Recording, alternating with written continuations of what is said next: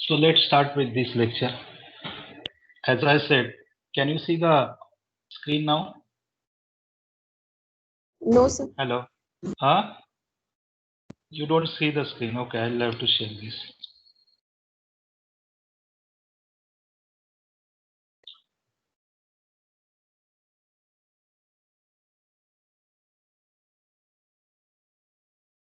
Display screen. Yes, sir. Yes, sir. Yes, Full sir. screen eye. Yes, Full sir. screen eye. Full screen eye. Okay. Fine.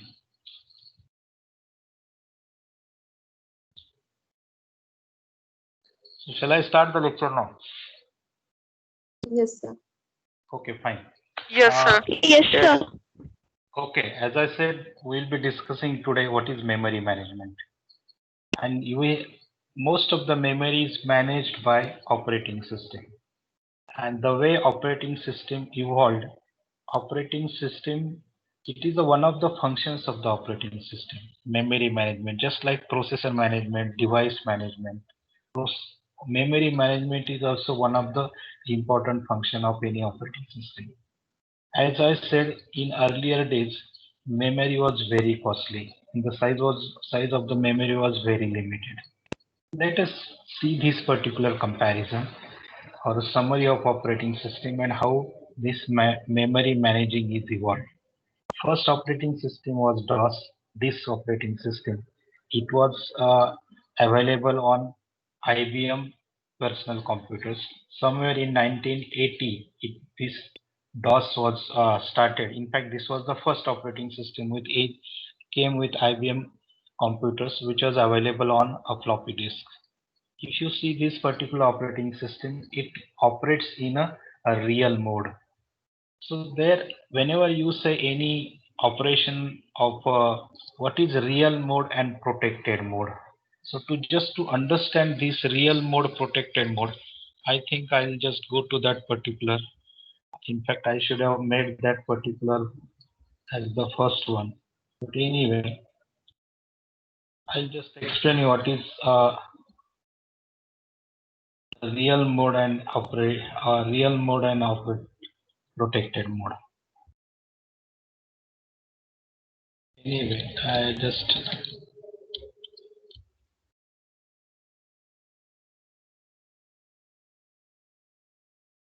see this was one related to what is real mode and protected mode. In fact, I should have made this slide as the first one. Anyway, what is the real mode of accessing a memory? Whenever you say real mode, it means that you are actually referring a real location of a memory. That means physical address is the same. There is no virtual Excuse me, address sir. or बोला हाँ sir PPT नाही दिसत आहे. PPT नाही दिसत आहे. Okay fine मी परत share करतो याला.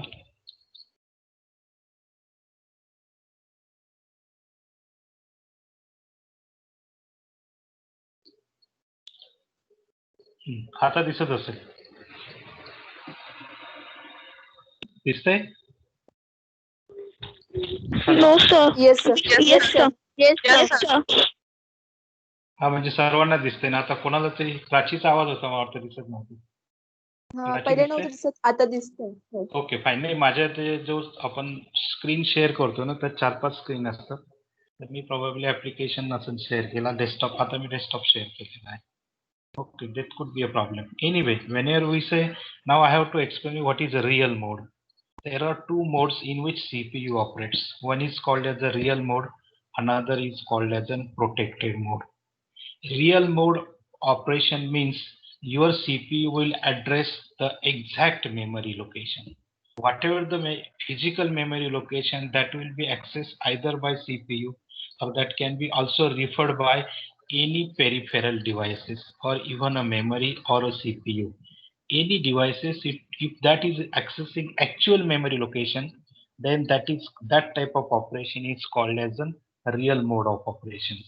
In other words, real mode corresponds to real locations in a memory. That is a perfect physical address. of a memory. And if you are using a real mode, unfortunately, it will not support, it will not protect the memory. That means anyone can attack your memory, or anyone can refer to any memory. Anyone, I mean any device, or for that matter, any program. Or that program can be your application program, or it can be virus program. That virus can ultimately change your memory location, because that is direct access to that program. Program can access any memory locations in real mode.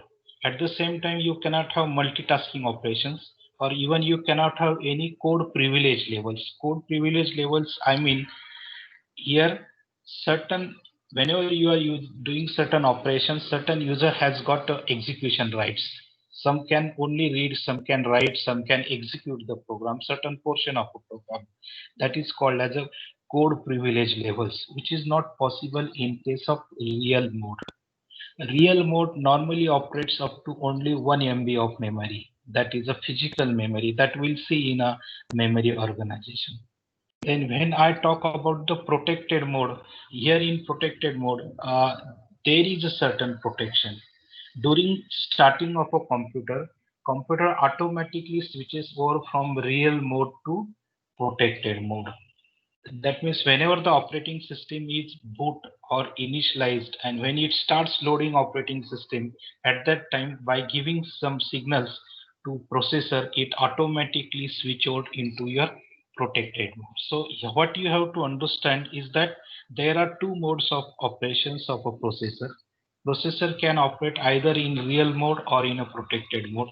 When we say real mode of an real mode operation, that means processor or any device can exactly refer to the exact location, real location or physical location of the memory. In protected mode, its location is virtual, or that location is a mapped location, not a physical location. That these two things you just remember, then we can start with our this first some. Once you understand what is real mode and protected mode, then this is a DOS operating system. Dot operates only in real mode, but after when it started using HIMEM.sys, that we'll see later on, then it is possible that it can also operate, allows a memory above what is called as an extended memory. So all the concepts, that is what is expanded memory, extended memory, upper memory, higher memory, conventional memory, all these concepts in due span I'm going to explain today. Okay, so here first real mode, DOS always operates in a real mode. There was no protected mode. Even this operating with Windows 2.x, that means it is developed somewhere in 1990s. So Windows started 1.0 and 2.0, etc. That started operating just above the DOS. First DOS is started, then top of the DOS, Windows were starting to give the graphical user interface. Even even Windows 2.0 also work in a real mode. Okay, then after Windows 3.0, real mode is called as a standard mode. But this limitation of this real mode was that it was allowing you only 16-bit application at a time, only allowed 16-bit application at a time in a memory. So now when in fact this protected mode was started in a processor like 80386, this particular feature was introduced by the Intel, because by the time 80386 was introduced in the market, the higher capacity memory was available. So complex program software developers have started developing their programs beyond the limitation of 640 kilobytes. That means program size started increasing more than 640 kilobytes. And for that, to accommodate larger program size, Intel came up with the feature called as a protected mode, and it is implemented in 80386. And because of this, it is possible to load multiple applications in a memory, and that is what we call as a multitasking. You know the concept of multitasking.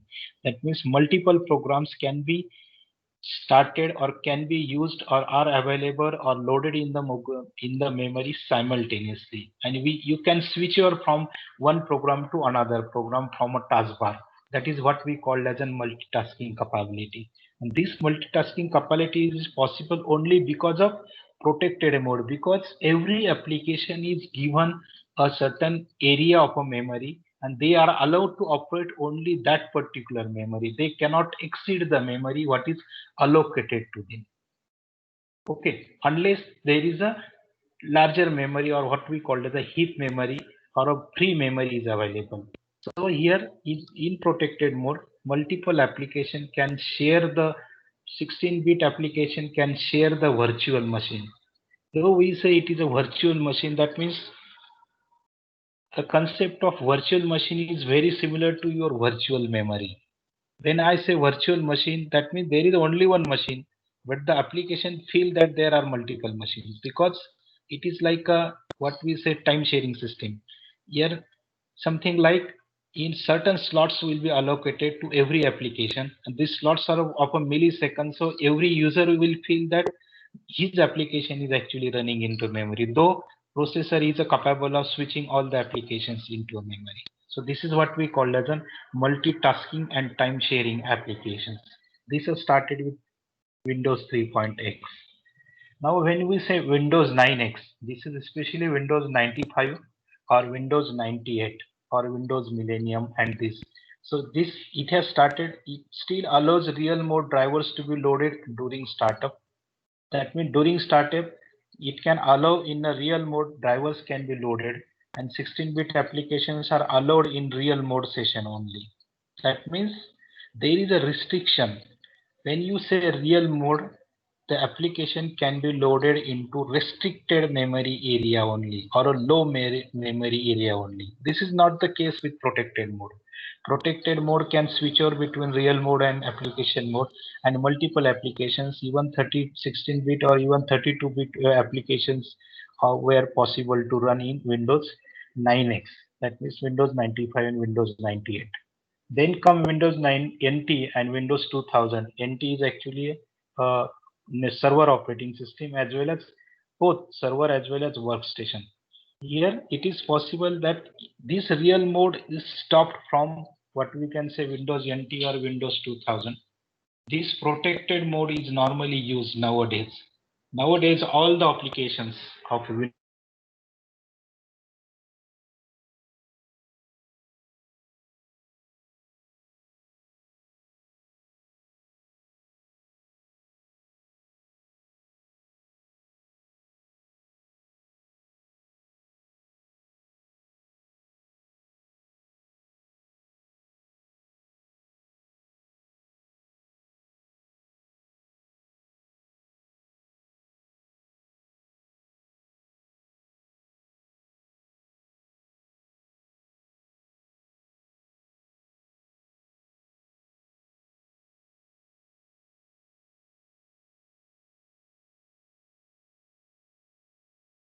you have all hello कोणाचा तरी microphone चालू आहे बघा बरं असेल तर तो बंद करून ठेवा.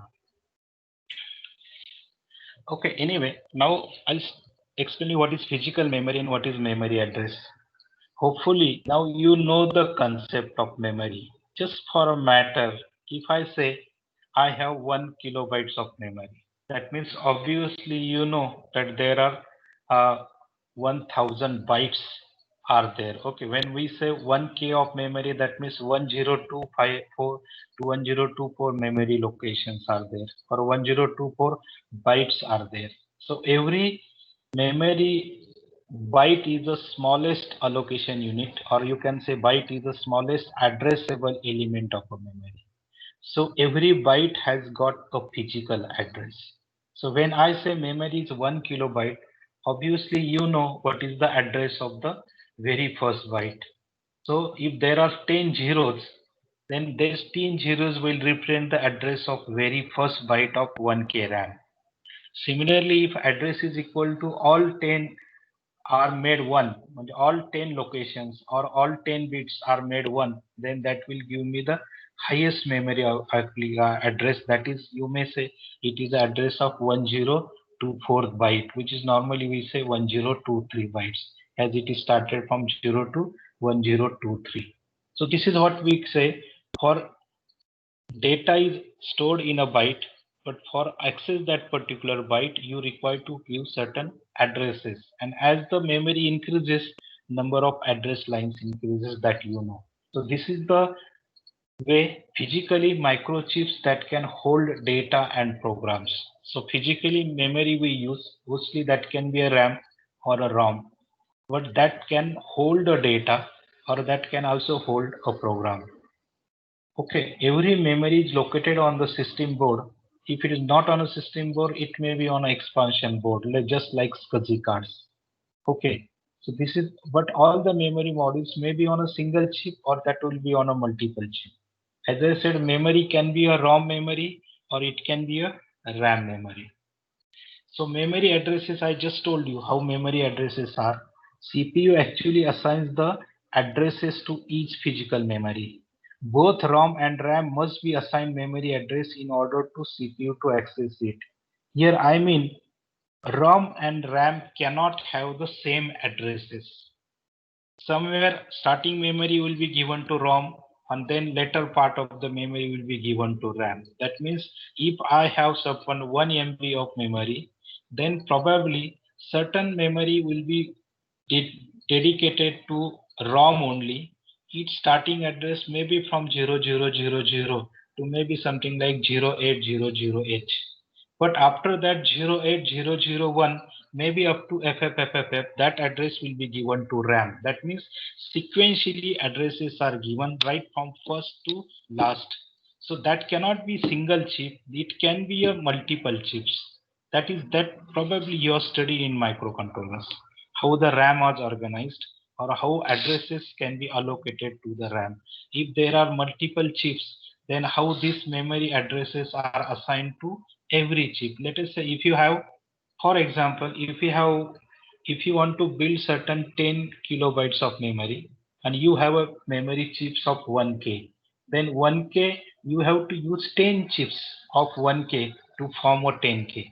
But can every chip have the same address, starting address? No.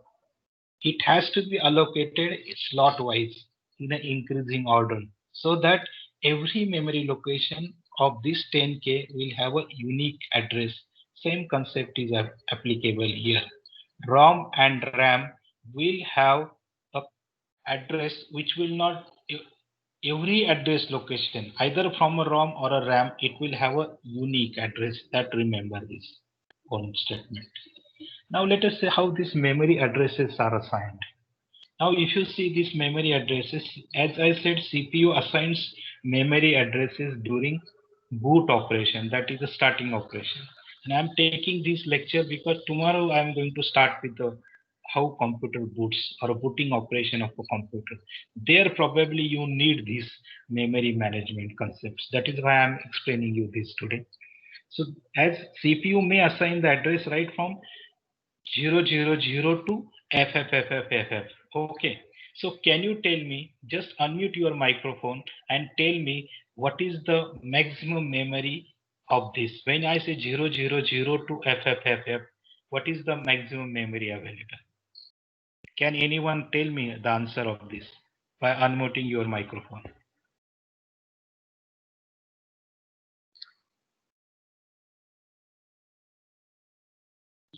What is the maximum memory? In terms of maybe bytes, kilobytes, megabytes.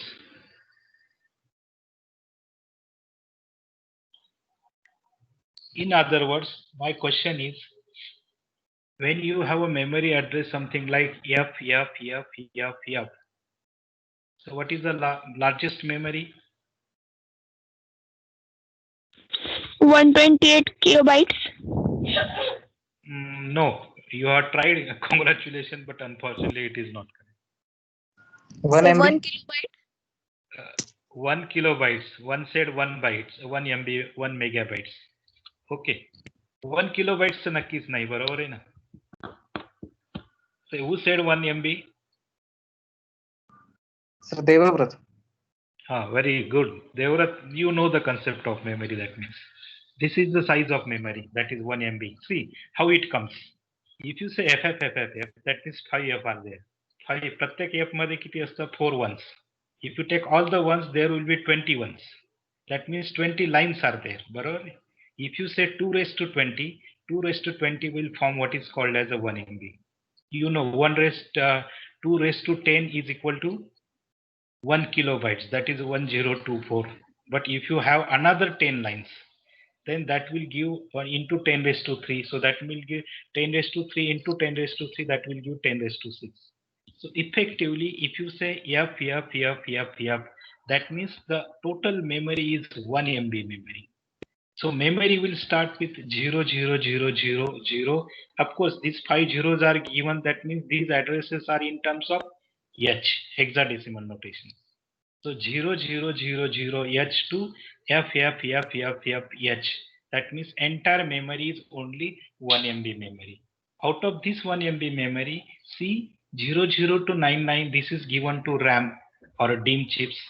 Then another memory from A00 to BFF, that is given to video RAM, where video RAM is for displaying video data onto your monitor. Then you also require certain bias RAM for video. This is C00 to CFF. Bias RAM means that is they require for pre-processing certain video data. So that is given, even DOS assigns this particular memory.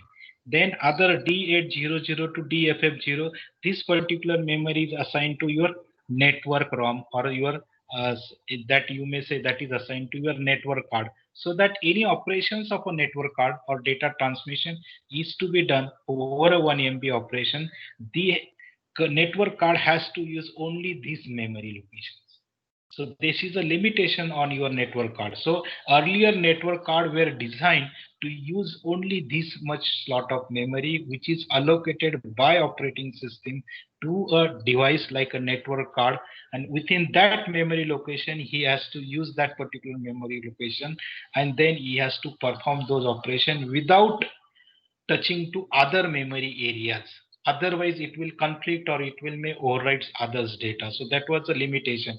And here it comes the role of what is called as the real mode and protected mode. If you are working in a protected mode, then that application program is not allowed to cross the boundaries of a memory which is allocated for them only. Then finally from F00 to FFF, that memory is given for system bias, that is for ROM bias. So this is a normally how CPU addresses this available memory to a different essential activities, that is for RAM, ROM, video, network. These are the essential devices which has to be allocated this memory for proper operation. Then other memory will be used by your application programs. Let's go ahead how this memory was used. Now see, originally IBM developed this 8088 microprocessor, which was the processor used in IBM PC. As 8088 has 20-bit address, so my question was this only. When you have a 20-bit address, how much maximum locations you have? That is 2 raised to 20, and that will come out to be 1048576 byte. That means these many memory locations are there, and every operations of a computer has to be performed within the limit of this memory. This is the maximum available memory, and now we have to go on distributing this memory. You mean operating system actually go on utilizing this memory effectively. And this was the problem. In fact, this problem was there up to the development of 80286. In fact, this was a problem of memory up to 1994, because up to 1994 in the market 80286 was the processor which predominantly used. After 94, this 386 came into market, and that protected mode feature came to overcome these many problems. Let us say what is the memory organization. Now I think this is the important slide which you need to understand how exactly memory is organized in a PC computers. So first, memory is called as a conventional memory. This conventional memory concept started from PC memory, and all the computers conventional memory, or that is also called as the base memory. Every computer, even today's computer, has got a conventional memory, and that is called as the 640 kilobytes, that is the base memory.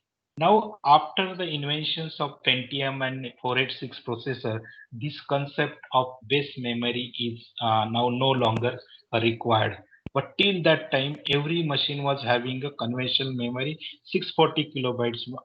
When I say conventional memory 640 kilobytes, I mean that everything you have to operate, all application, all data, any program that has to be executed within the 6040 kilobytes of memory. That means here, even if you want to wish to load a C program, compiler, or maybe Photon compiler, or if you want to have any text editor like or any other application, that application has to limit of maybe up to 300 bytes kilobytes, not more than 300 to 3.50 kilobytes, because remaining memory was required to be used for video devices, rom devices, etc. So that is why this is the limitation of what we call as a conventional memory. That means this is the startup memory or a initial memory which was used in this.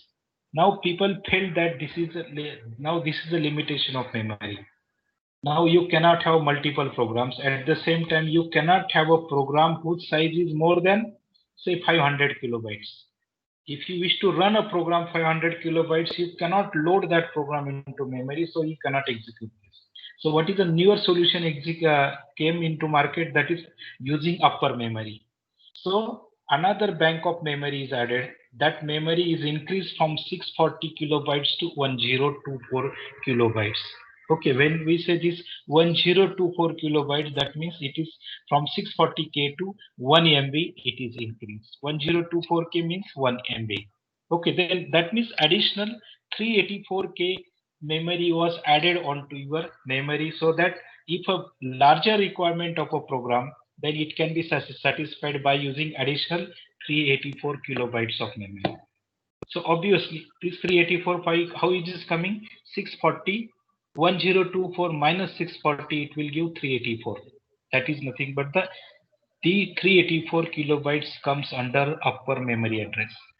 Then any memory above 1024, it is referred as extended memory. So now you understood the three concepts of memory. One is conventional memory or a base memory. It is always 640 kilobytes. Then memory between 640 to 1024, that is 384 kilobytes. It is called as the upper memory, which is above the base memory. Then any memory above 102K, 1024K or 1 MB, it is called as the extended memory.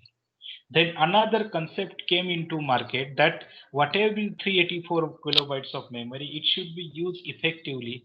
To effectively use that 384 memory, it is assigned in the form of some segments of 16K each in the upper memory. So that the slots of 16K, 16K, 16K, that is managed by, if you are using 16K, 16K, then that is called as expanded memory. And that memory, there another device driver was there, which was using this type of memory. That will come later on. Okay, so this is what we call as an expanded memory. So there are four memories now: conventional memory, upper memory, extended memory, and expanded memory. If you have understood this, again I'll repeat, because this is the one which I want to explain you, that is memory organized. These four terms you should know. What is conventional memory? Any memory up to 64 kilobytes is called as a conventional memory or base memory. Memory from 640 to 1024, it is called as upper memory. This is normally 384. If 384 kilobytes of memory is used in the slots of 16K, 16K, 16K, then that type of memory is called as an expanded memory. Then extended memory is any memory above 1 MB, it is called as an extended memory. Okay, then I have already explained you what is real mode and protected mode. So now I'll skip here. Then areas of the memory map. So you see, now again this 0 to 1024 it is shown. If you see 0 to 640K, that is 0 to 9 FFFFF, that is nothing but the 640 kilobytes memory, and which is here you can say this is a base or conventional memory. Just above this, you will find this is all this is nothing but upper memory, that is 384 memory, right from 640 to 102.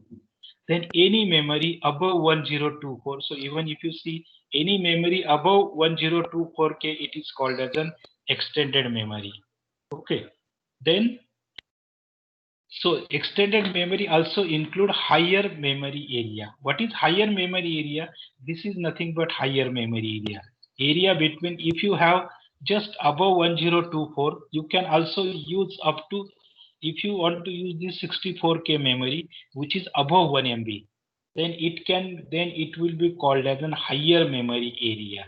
So higher memory, depending upon the memory available, your memory will go on increasing.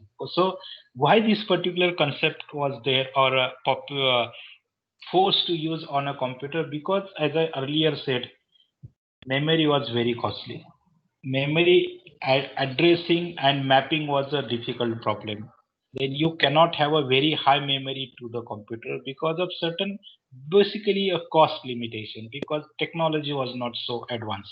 So the capacity of the memory as it is increased, so naturally you have a problem of dividing it. So dividing it, and for configuring this, these concepts came into picture.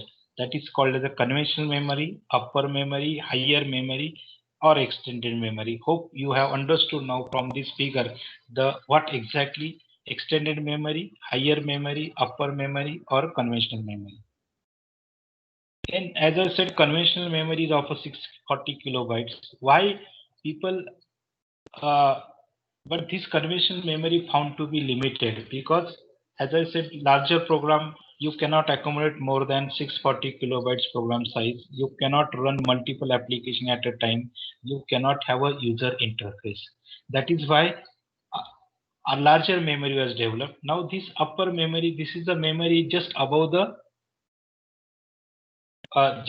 your basic memory. What I'll say, this memory is just above your 640 kilobytes of memory. That means here somewhere, if you see the 640 kilobytes memory, it ends here.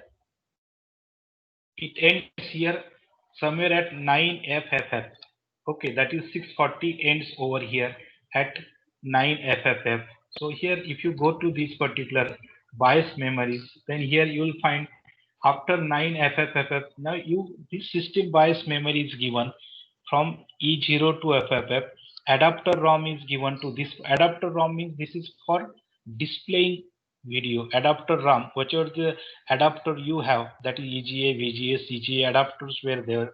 For that was using this memory, and this is actually the video memory, or these are the video buffers, where actually the next data to be displayed on a memory, to be displayed on your monitor or a screen, it is actually stored into this video buffer. So this is the RAM, and this. Now, what is the advantage of giving these operations on upper memory? Naturally, if these are the essential memory requirement, if these locations are given to above 640, this makes your program to entire 640 kilobytes will be made available to your application programs. So that limitation of working within 640 kilobytes, all application, including system BIOS, video, adapter, and your application program and data has to be confined in 640 kilobytes. Now this is not the case. Now 640 kilobytes can be used for data and programs, and upper memory area can be used for these type of applications. So if you want to, as I said, extended memory, it is any memory above 1 MB that will be called as an extended memory. If it is available, most of the machines have designed this like 80386, 80386 SX and DX. And then later on come the 486, they have used extended memory that is above 1 MB. Then as I said, higher memory area, this higher memory area can be of a 64K. of extended memory म्हणजे जिथं 1024 संपलेली त्याच्यात आणखी 64K add केला तर 1088 पर्यंत जी काही memory होईल that will be called as a high memory area and this memory is started using because 286 found certain bugs and to remove that particular bugs this high memory area concepts came into picture. So another concept, as I said, it is expanded memory. So you already have upper memory. Upper memory is between 640 bytes to 1024 kilobytes. When that memory is divided into pages of 16K, 16K, 16K each, and if you started managing these pages, that is what is the advantage of this 16K. If a program memory exceeds 640 kilobytes, then some of the program are the pages were sapped, which is required, it is taken into the memory, and another portion was taken into what is called as an expanded memory. So that is the advantage. So this way, even if your program size is more than 640 kilobytes, it is possible to accommodate, or it is possible to execute on a PC, which is the case nowadays. Nowadays, you have a programs which is of a very large size. That means if you see now, there is no limitation as such on the exe file. If you see any exe file, you just see what is tc.exe and you see winword.exe. You will find a large difference between the two sides of the files, because one is word file, another is compiler file. And if you see tc.exe, it will be having a very small size. As far as that is possible, that was a limitation, and hence conventional TC programs were used to operate in a conventional memory. But if a program size is increased, like a word editor, like a Lotus or a Microsoft or Word, then in that case, if a larger memory is required, then that is possible by using the expanded memory. You just load into expanded memory, swap these pages into main memory and into expanded memory, and it is possible to execute a program which is having certain larger size than 640 kilobytes. Now, how these memories were adjusted? So to assign this memory or to configure this particular memory, you have to write certain commands in a file called as config.sys file. Now this is another concept as mentioned in your curriculum. Two lines are there. One is config.sys, another is autoexec.bat. Let us say what is config.sys. This is a configuration file. This is a system configuration file. Now this configuration file is required. So tomorrow we'll see how computer boots. Once computer has started loading, and once he has loaded their system files for operating system, that means once operating system is loaded into memory, then it searches the next file, that is config.sys file, in the root directory of C drive. If it's found that config.sys file, then the commands written into config.sys file were automatically executed by the system. Now what this particular line is there, if you see device equal to C drive DOS -sys, that means this. Now if you have a higher memory, then your operating system, you can load into upper memory, and you can make your that memory 640 kilobytes available for your programs and data. So by this particular line saying device equal to C drive DOS -sys, your operating system file, that is a DOS files, are actually loaded above 640 kilobytes into the memory. And for this purpose, this config.sys file was used, and this particular line, that is device equal to C drive DOS device equal to C drive DOS /mm.sys file was executed. In fact, this mm.sys is a file which is kept in a DOS directory of a C drive, and this file will be automatically executed, which will ensure that system file, that io.dos file and ms.dos files and command.com, all these files will be loaded above the 640 kilobytes. Now another, for if you want to manage expanded memory, then for this expanded memory you need to use emm386.exe. that is another application program for managing expanded memory. Let us say now how config.sys is set to use memory above 640. If you want to use a memory above 640, why you are using memory above 640? Because we wish to make 640 memory free for any application, program or data. Then if you have a higher memory, you should use higher memory. You should put this data into upper memory, so that larger memory will be available for data and programs. How this can be done? If you say device equal to C drive DOS -sys, that we have just seen, this line instruct operating system to load DOS on memory above 640, and that will be taken care by a file called as -sys. Then similarly, if there is a mouse driver, even if you want to load that mouse driver above 640, you can say device equal to C drive mouse.sys. It will be loaded above 640.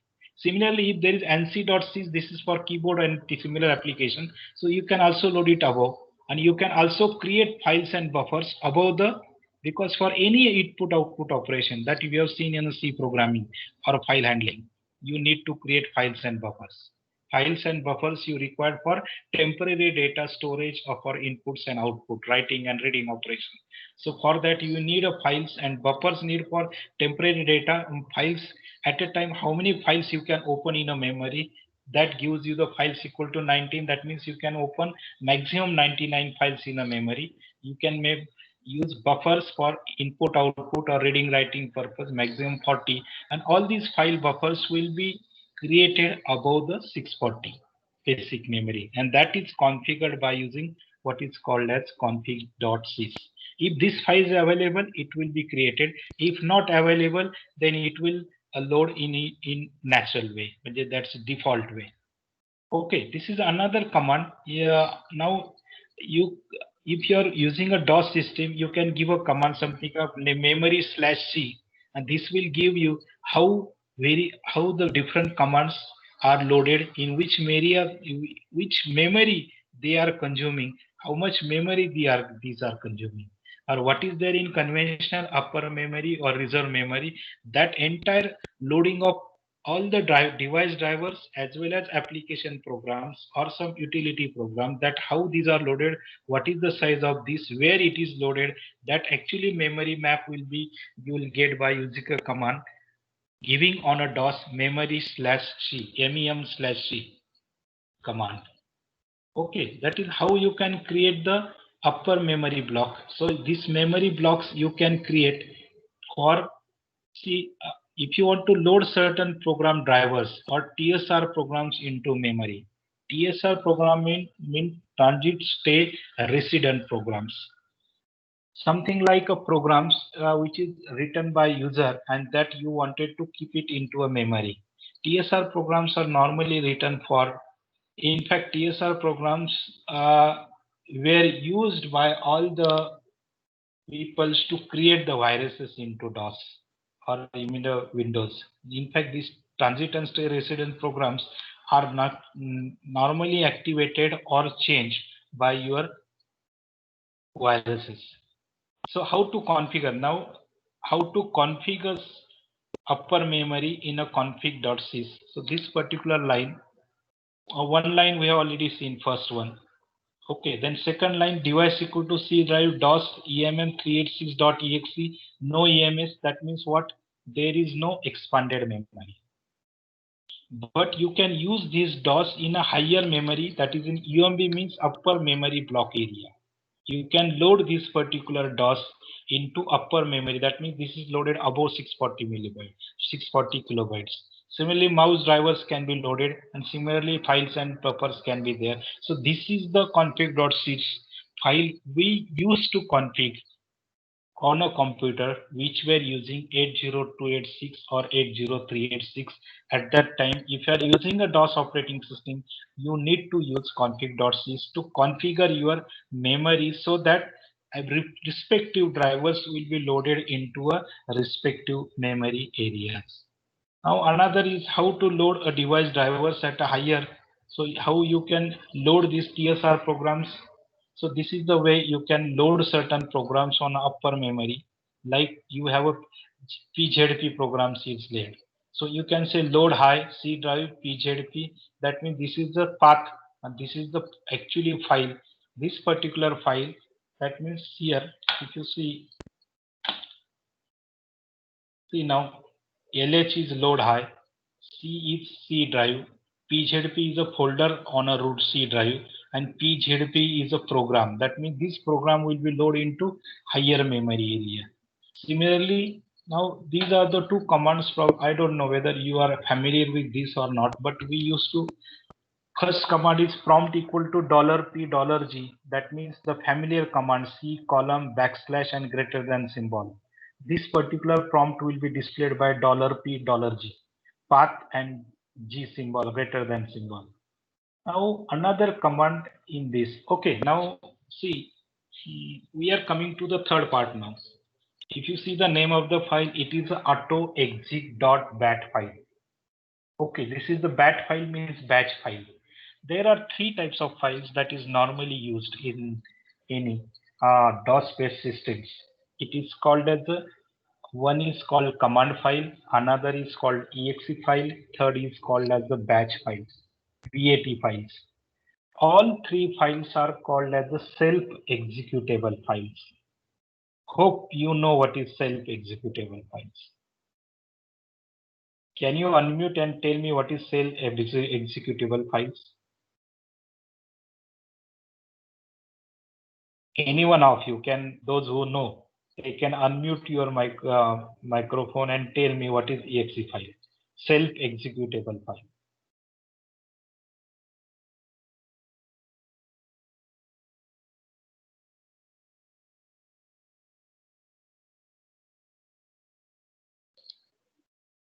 No, or you are not in touch with me. Can you hear me? Hello? Can you hear me or not?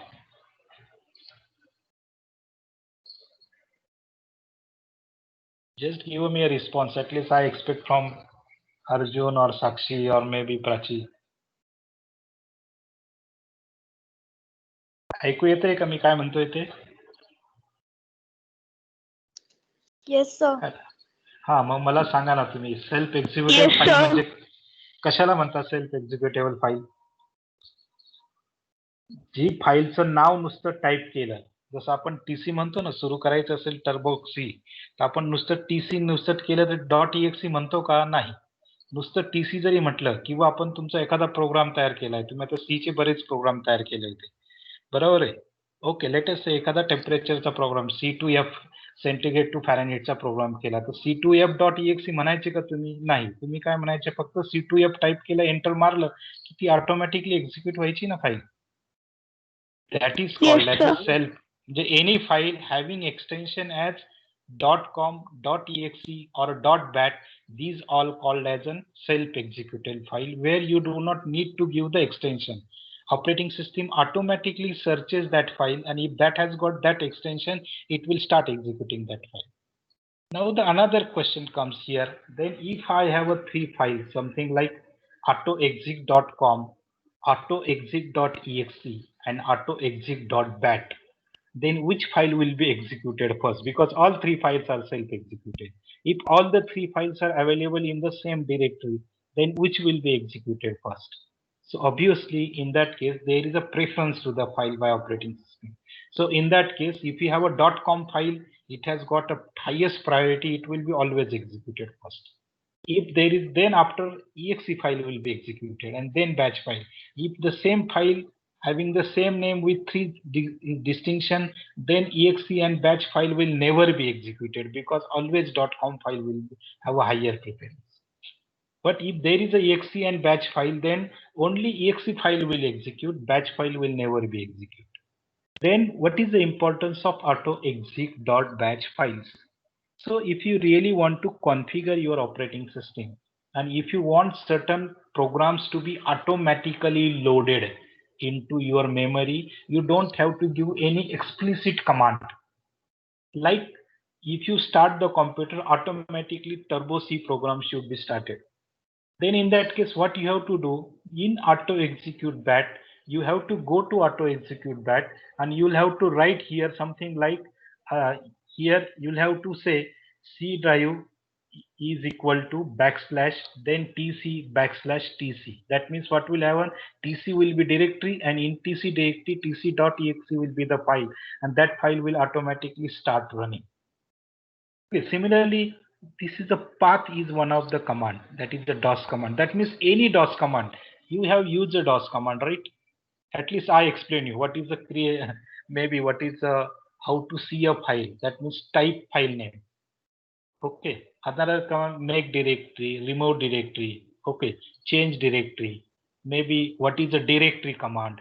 These are the DOS commands. And if you want these DOS commands to be executed automatically in a file, then all these DOS commands were kept into what is called as a auto execute bat. Then computer system during booting operation, first after loading operating system, it will check first config.sys. then it will check auto-exec.bat. And if it is available, it will execute all the commands in auto-execute.bat, and then it will show you your familiar prompt, that is C column. Okay, that is the advantage of using auto-exec.bat. Then now one may ask me the question that, sir, is it really required to use nowadays config.sys and auto-exec.bat? Then I'll say after 95 onwards, this concept of operating system is drastically changed. And then later on this, you don't really need to use memory. Say after somewhere 2000, when memory was available abundantly, म्हणजे जेव्हा memory you can use in GBs, so you don't have to worry about KBs, right? So when you have a GB memory, who will bother about this, and why you need to use all these device equal to इथं load करा, तिथं load करा, त्याच्यासाठी EMM386 वापरा किंवा IMM6 वापरा किंवा config.sys मध्ये command लिहित बसा.